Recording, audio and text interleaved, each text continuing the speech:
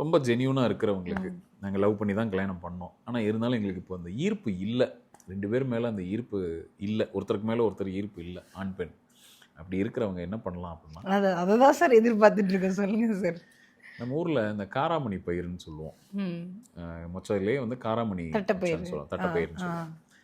அந்த காராமணி பயிரை என்ன பண்ணலாம், சுவாதி நட்சத்திரம் என்னைக்கெல்லாம் வருதோ, மாதத்தில் வரக்கூடிய சுவாதி நட்சத்திரம் கோச்சாரத்தில் என்னைக்கு வருதோ அந்த அன்னைக்கு அதை ஒரு குழம்புலையோ இல்லை காய்கறியோ என்னமோ ஒன்று நீங்கள் செஞ்சு 2 பேருமே சாப்பிட்ணும்.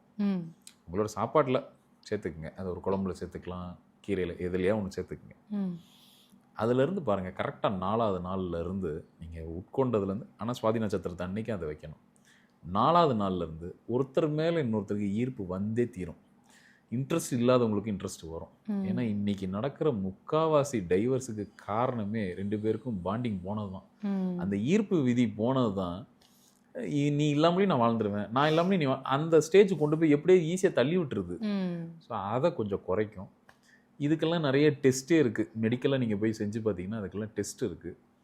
இதை இந்த மாதிரி செஞ்சுட்டு அதுக்கப்புறம் போய் மெடிக்கல் டெஸ்ட் பண்ணி பாருங்கள், உங்களோட அந்த மீட்ரு கூடியிருக்கும்.